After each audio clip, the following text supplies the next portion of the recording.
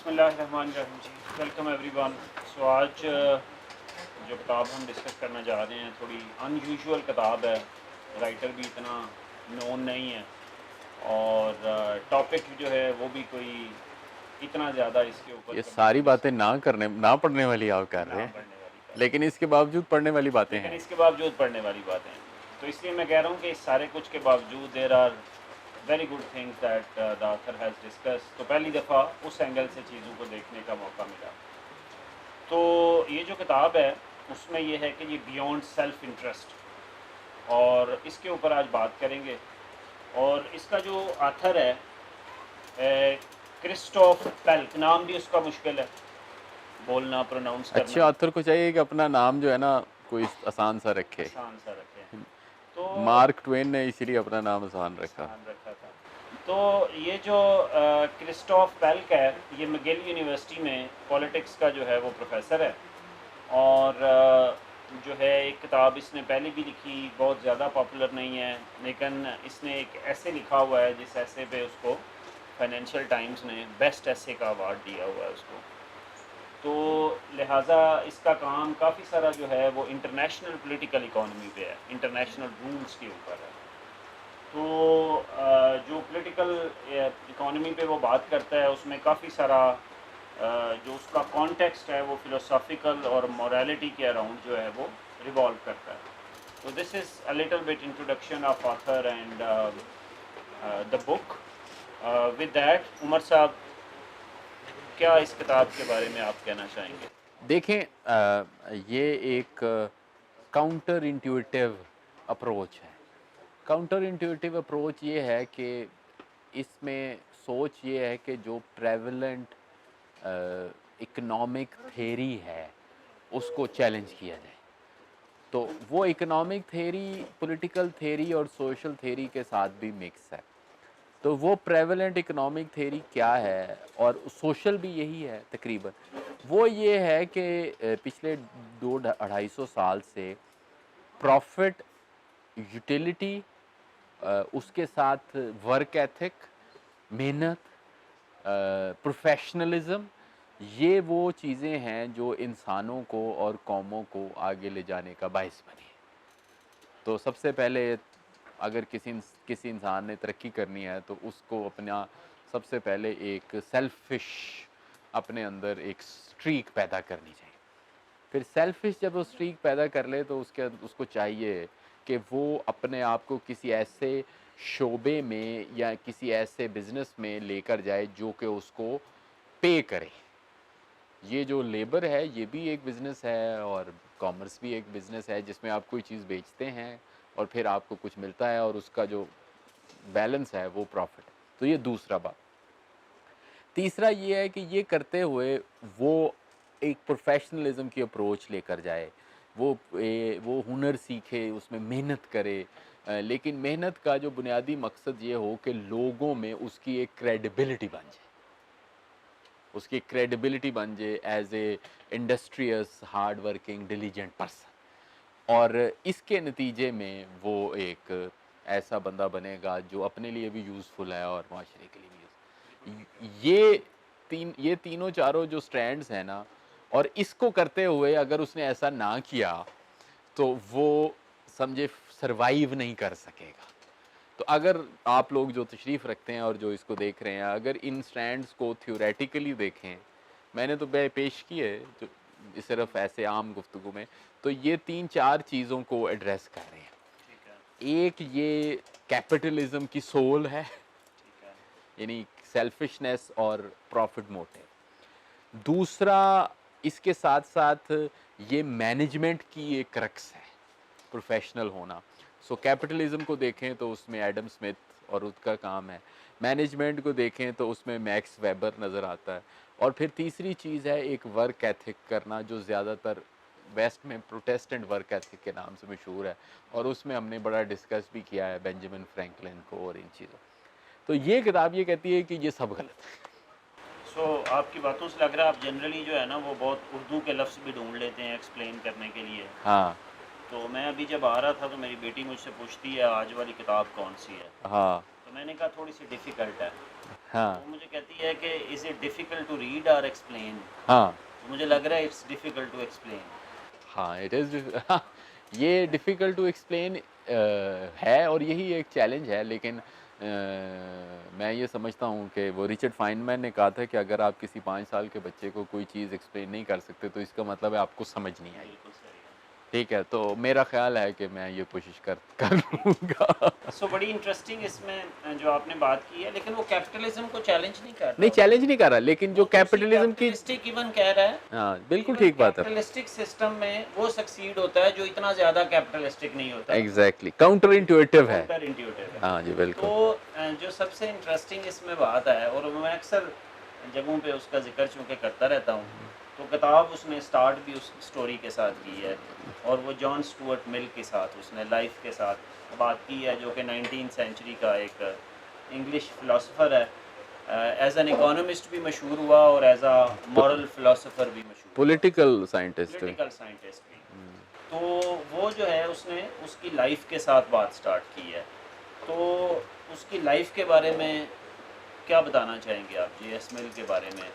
थोड़ा आप बताएं, फिर then I will also add. JS Mill जो है वो अ, उस सदी का नहीं, बल्कि इंसानी तारीख के जीनियसेस में शुमार होगा, और ऐसा जीनियस जिसको जीनियस बनाया गया, और उसकी जो एनवायरनमेंट थी और उसके जो वालिद था जेम्स मिल, उसने उसको एक चाइल्ड प्रोडिजी, यानी कि एक ऐसा बच्चा जो शुरू से ही जिसको हर चीज़ का पता है, उसको लैटिन पता है, ग्रीक पता है, फ्रेंच पता है, उसको मैथमेटिक्स पता है, फ़िलासफ़ी 8 पता है। साल की उम्र तक वो लैटिन और ग्रीक सारा हाँ, लिटरेचर पढ़ चुका था। सारा लिटरेचर पढ़ चुका है, और वो फिर उसके साथ वो जिस कंपनी में है, ठीक है, वो कंपनी के वो लोग हैं जो आज भी समझें कि समझे जाते हैं पायनियर्स हैं, तो उसके साथ फॉर एग्ज़ाम्पल इकोनॉमिस्ट रिकार्डो है, और उसके साथ बाकी रिकार्डो जो है वो ज़्यादा इसके वालिद फादर के का दोस्त फादर, था, हाँ, लेकिन मैं इसके उस फादर का एनवायरनमेंट दोस्त की था। बात कर रहा हूँ, उसके साथ जर्मी बेंथम सबसे जेरेमी क्लोज जो है वो जर्मी बेंथम बेंथम था, है, और उसके, जेम्स मिल का। हाँ, उसके साथ और भी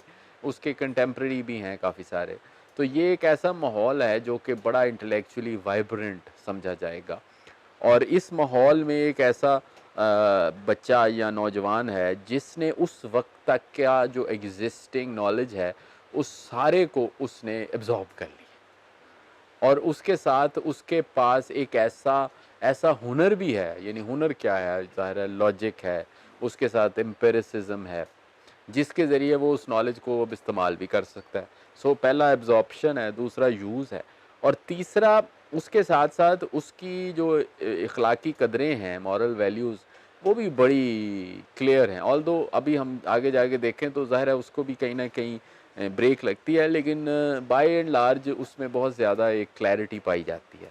तो एक ऐसा नौजवान तैयार हो चुका है जो कि मॉरली, थ्योरेटिकली और प्रैक्टिकली जो है, और वो उस वक्त के जो ये एक्सपर्ट्स हैं, ये उस तरह सेंस में कोई थ्योरेटिकल नहीं है, ये ज़्यादातर वो लोग हैं जो प्रैक्टिकल चीज़ों के सॉल्यूशन निकाल रहे हैं, गवर्नमेंट्स कैसे चलती हैं, टैक्स कैसे लगते हैं, कानून कैसे बनने चाहिए, तो उस उन सवालों के जवाब, लेकिन वो सवालों के जवाब इस तरह से नहीं दे रहे कि कैजुअली, वो जो सारी तारीख़ है, और उस तारीख़ को भी आप देखें तो ये जो सारा वेस्ट है जिसको आज हम कहते हैं, जिसने दुनिया पे हुकूमत की है और कर रहा है, वो अपने अदवार को पे बड़ा फ़ख्र करते हैं कि वो कहते हैं कि जैसे पहला दौर जो था वो रेनेसां का था, निशात सानिया का, दूसरा दौर जो है वो रेफॉर्मेशन का था, यानी इस्लाह का था, और ये जो दौर है ये इनलाइटनमेंट का है, और इनलाइटनमेंट के अंदर जिसे कहते हैं कि आपका एक रोशनी हो गई है लोगों के ख़यालात, और चौथा दौर फिर इंडस्ट्रियलाइजेशन का है 19th सेंचुरी में जाके एंड पे। तो ये तीसरे दौर में हैं, और इसमें इंटेलेक्चुअल एक क्लाइमेक्स है ये, और उस क्लाइमेक्स का जो सबसे दरख्शां सितारा है वो जेएस मिल है। यस। तो इसमें बड़ी इंटरेस्टिंग जो जो बात थी वो ये थी कि चूँकि जर्मी बेंथम जो है उसको कंसिडर किया जाता है and he is the founder of utilitarianism. ऐसे ही और जस्ट फॉर द ऑडियंस, और यूटिलिटेरियनिज्म उसमें सिंपल जो है, यूटिलिटेरियनिज्म एक मॉरल जो है वो फ़िलासफ़ी की, मॉरल फ़िलासफ़ी का एक थ्योरी है, एक कॉन्सेप्ट है, जिसमें the clarity is more about outcomes, कि आपको हैप्पीनेस और आपके जो लॉस है it should be connected with the direct outcome of what you are doing. और अगर उसको जो है वो आपको उस डायरेक्ट आउटकम नहीं नज़र आ रहा किसी चीज़ का, तो then it's not worth pursuing. So sort of it's a huge, आप लोग खुद उसको यूटिलिटेरियनिज्म को पढ़िएगा, जिसको एक ब्रांच ऑफ कॉन्सिक्वेंशलिज्म भी कहते हैं, यूटिलिटेरियनिज्म। तो जर्मी बेंथम जो है वो जो है वो पायनियर था, और इसका जो वालिद है जेम्स मिल, वो उसका दोस्त था। तो उन दोनों ने सोचा कि हमारी लेगेसी कोई होनी चाहिए, तो उन्होंने कहा कि अपने बच्चे पे एक्सपेरिमेंट करते हैं। तो उन्होंने अपने बच्चे को किसी स्कूल नहीं भेजा, किसी जगह नहीं भेजा, खुद घर पे पढ़ाया है लैटिन, ग्रीक, लिटरेचर। और उसका वो बचपन जो एक यूजुअल बचपन होता है वो बचपन नहीं था उसका। 12 साल की उम्र तक जो है वो एवरी लिटरेचर उस वक्त जो मौजूद था वो पढ़ चुका था, मैथ, लॉजिक, एवरीथिंग। 15 साल की उम्र में he started engage towering figures of जो फिलोसोफर से उनके एसेस के ऊपर लिखना, नोट्स लिखने, ही स्टार्टेड इट। तो ये जो बुक स्टार्ट करता है वो कहता है कि 20 की एज के ऊपर जाके उसका जो है वो कन्फ्यूजन वाली स्टेज स्टार्ट हो गई। एंड उसको ये जो सारा कुछ उसके घर वालों ने किया, he remained loyal to utilitarianism till end. लेकिन उसको ये अपने बचपन वाला ट्रीटमेंट जो है वो पसंद नहीं आया बाद में जाके, कि they it wasn't a normal childhood for me. तो वो 20 साल की उम्र में वो कंफ्यूज हो जाता है।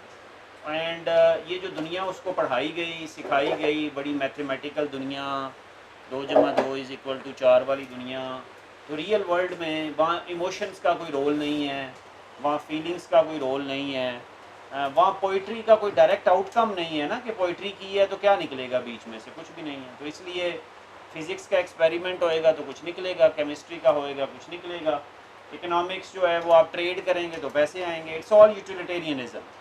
तो उस यूटिलिटेरियनिज्म से उसको थोड़ा सा वो होना शुरू हो गया। एंड देन ही स्टार्टेड जो है वो परसुइंग रीडिंग ऑफ रोमांटिसिज्म के बारे में, और रोमांटिसिज्म के जो पायनियर थे वर्ड्सवर्थ और बाकी लोगों की उसने शायरी और उनका काम पढ़ा।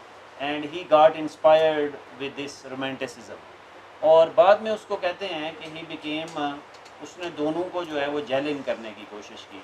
तो जो रोमांटिसिस्ट होते थे जब उनके दरमियान बैठता था तो वो यूटिलिटेरियन था, जब यूटिलिटेरियंस के साथ बैठता था तो ही वाज अ रोमांटिसिस्ट। तो उसको एंड तक कहते हैं कि उसने ब्रिज किया उसको।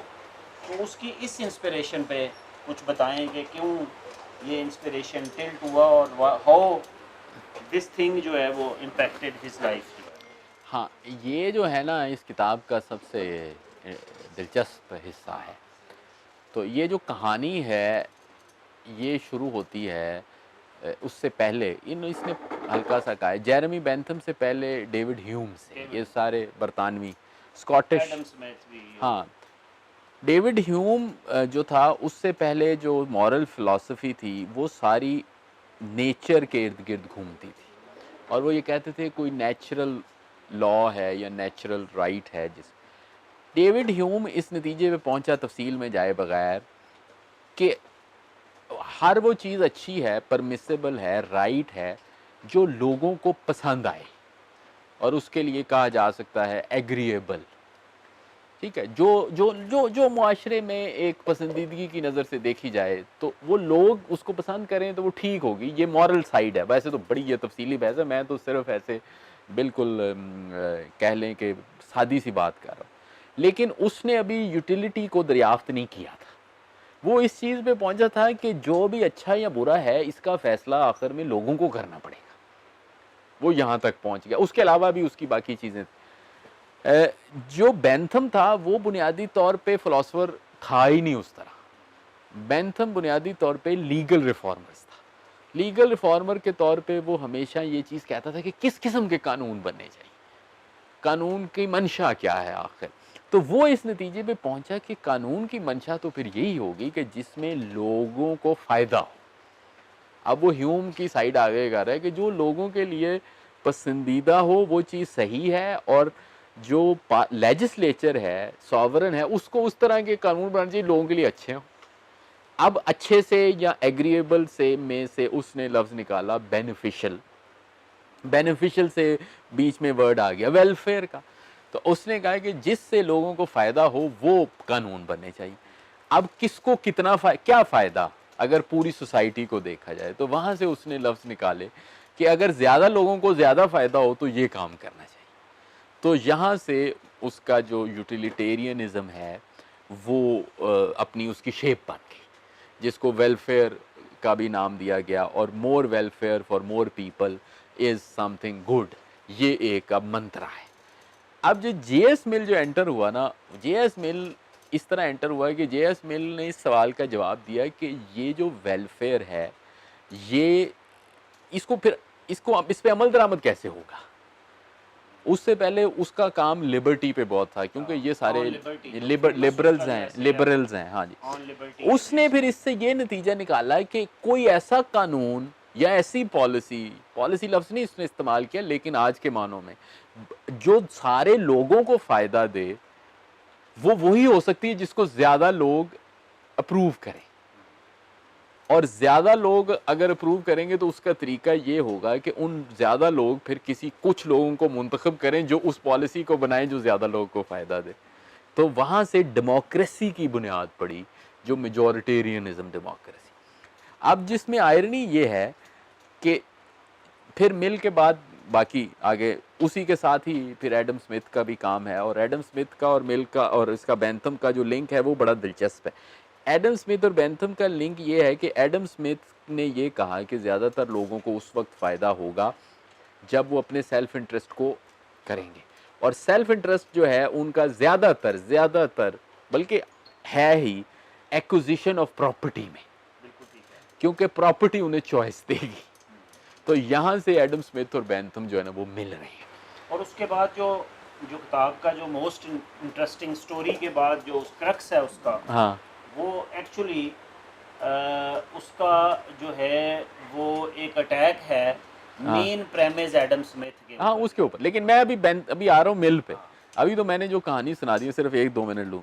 कहानी ये थी कि हर चीज़ क्लियर हो गई है, कमाल हो गया। यानी कि जो अरिस्टोटल और इतनी बड़ी फ़िलॉसफी जो मैं पीछे रह गई हूँ, इन 3-4 लोगों ने मिलकर, ह्यूम ने तो सॉर्ट ऑफ ऑपरेशनलाइज किया, इन्होंने मिलकर लॉक और रूसो, क्योंकि रूसो ने ये कहा था कि गवर्नमेंट अगर नहीं होगी तो लोग एक दूसरे को मारेंगे। मिल ने ये कहा कि वो गवर्नमेंट फिर किस तरह की होगी। तो इन्होंने तो बड़े मसले हल कर लिए। वो तो उस हिसाब से इन लोगों को खुश हो जाना चाहिए था। 20 साल की उम्र में मिल ने मसले हल नहीं किए, तो उसने बाद में किए। लेकिन मसला ये था कि वो खुश बिल्कुल नहीं था। खुश नहीं था, बिल्कुल ठीक है, तो वो खुश, जब उसने फिर अपने आप से सवाल किया कि मैं खुश तो नहीं हूँ, फिर मैं क्यों खुश नहीं, तो उसने उसका जो जवाब अपने हिसाब से दिया वो इसने मेंशन किया, राइटर ने।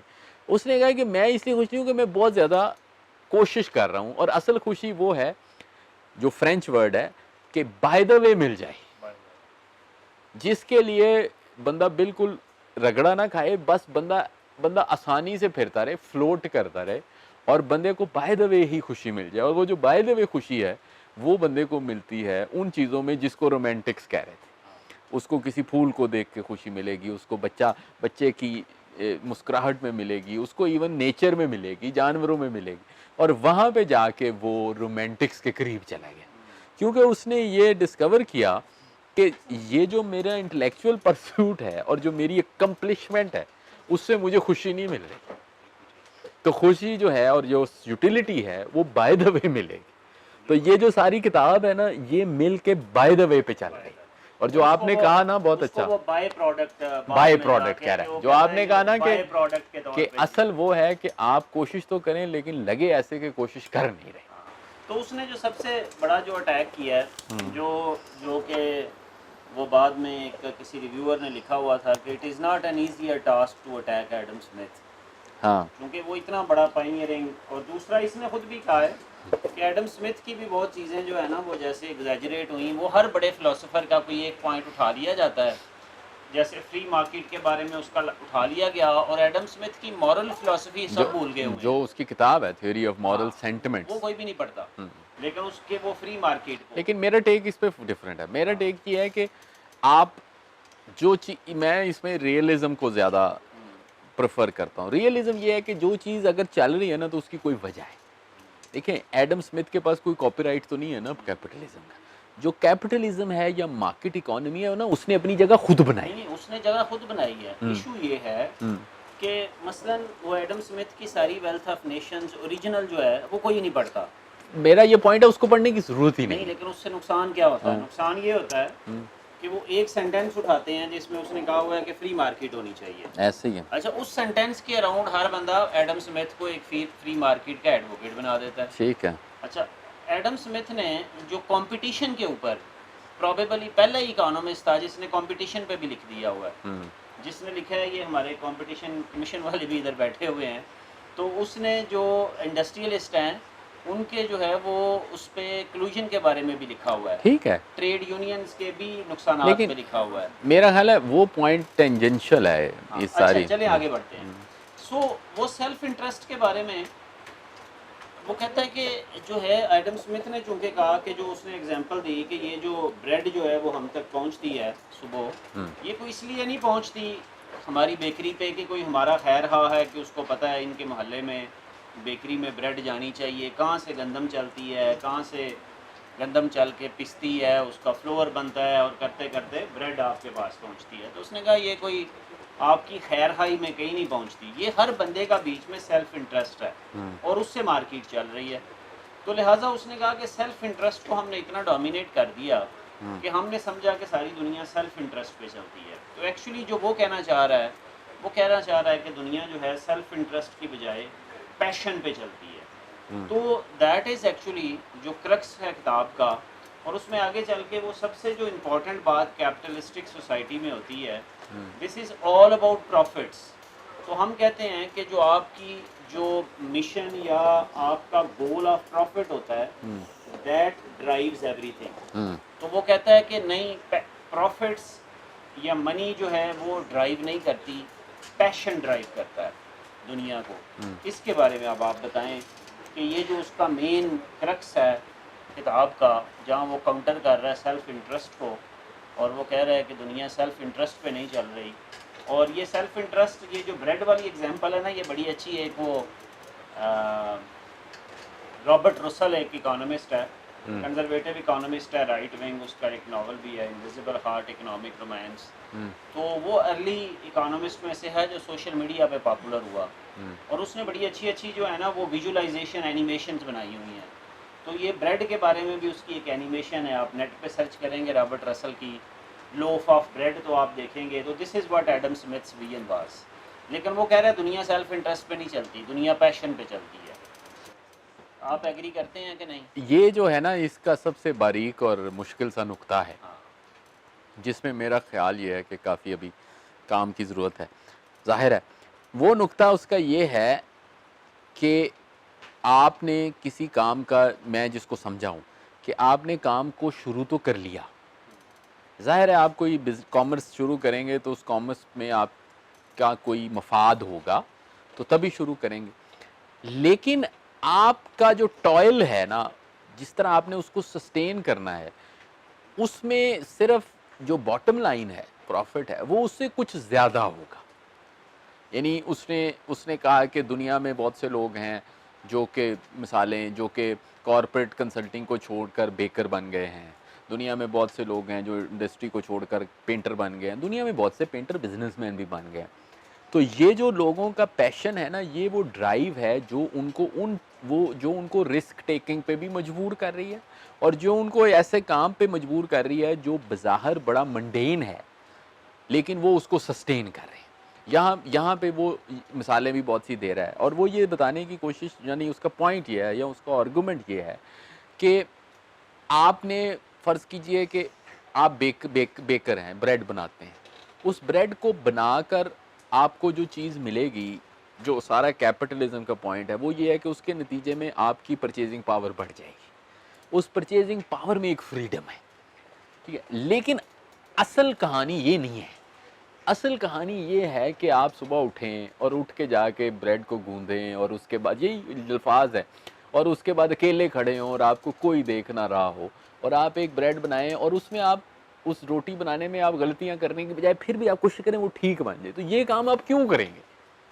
यानी आप डंडी क्यों नहीं मारेंगे और आप गैर जिम्मेदार क्यों नहीं होंगे इसलिए कि ये काम आपको अच्छा लगता है, और अगर ये काम आपको अच्छा नहीं लगता तो आहिस्ता आहिस्ता आपका इंटरेस्ट उसमें लूज हो जाएगा और आप उसमें नाकाम हो जाएंगे। तो ये आर्गूमेंट है। वो कहता है कि अगर आप मनी के पीछे भागते हैं हाँ। तो मनी मिलती नहीं है, लेकिन आप अगर पैसे के पीछे ना भागें, आप अपने पैशन के पीछे भागें, हाँ, तो आप अपने पैशन को परसू करें, तो आपको जो है वो प्रॉफिट्स भी मिल जाएंगे और पैशन भी मिल जाएगा। ऐसे सो उसके अंदर जो इम्पोर्टेंट बात कहता है वो उसकी एग्जांपल देता है कि अगर कोई पॉलिटिशियन हो वो पावर हंग्री हो, ऐसे ही है। तो उसको जनरली पावर नहीं मिलती। प्लेटो ने भी यही कहा, मिल भी जाती है, प्लेटो ने भी यही कहा था। तो वो जो है वो कहता है अगर आप पावर हंग्री हैं तो आपको पावर नहीं मिलती।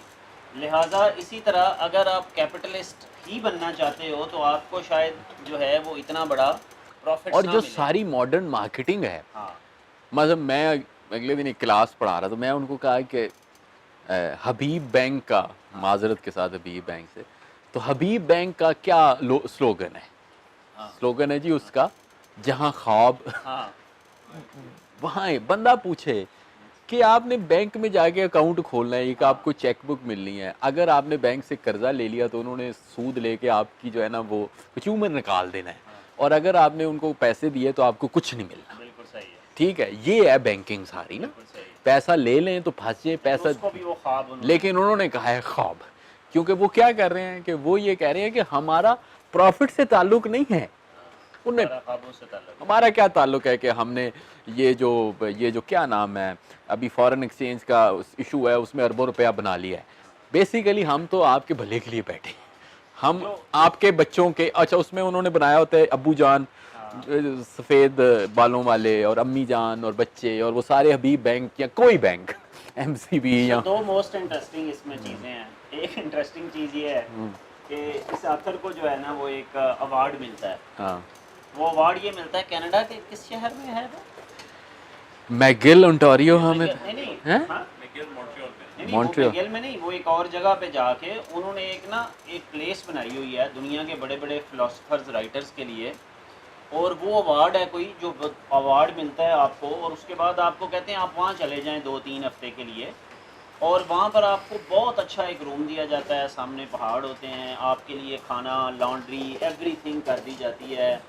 आपका काम होता है बैठ के सिर्फ लिखना, और लिखने के बाद शाम को गॉसिप करना, बफे लंच होता है, बफे डिनर होता है, ठीक है, वहाँ हैंग आउट होता है। ये आपने वो नक्शा खींच दिया जो ज्यादातर अमीर आदमियों का जिंदगी, वो यही कहता है ना, तो कहता है कि दिस इज व्हाट, अब वो कहता है कि दिस इज व्हाट, हम कहते हैं कि लाइफ अगर ऐसी हो जाएगी तो then I can achieve everything in my life, now I can think because I am free from all these worries, कि मैंने जो है ना वो अभी अपनी शर्ट भी इस्त्री करनी है, मैंने अभी जो है ना जाके अंडा, ये हमारी जो रिट्रीट्स हैं, हाँ रिट्रीट्स हैं ना, तो वो कहता है ये सारा कुछ मुझे मिल गया, लेकिन मैं ना उधर जब बैठता था तो मुझसे ना सही तरह से लिखा, वो क्रिएटिविटी नाम था उसका सारा, लेकिन वो कहता है मेरी क्रिएटिविटी सारी गायब हो गई उधर बैठ के, और फिर थोड़े अरसे के बाद ना मैं अपने आप को कोसने लग गया कि मुझे ये इतना कुछ मिला हुआ था तो मैंने तो कुछ प्रोड्यूस ही नहीं किया, ऐसे ही है। तो मैं वापस जाऊंगा तो मेरी बीवी पूछेगी तुमने क्या किया उधर इतने दिन, तो मैं क्या बताऊंगा।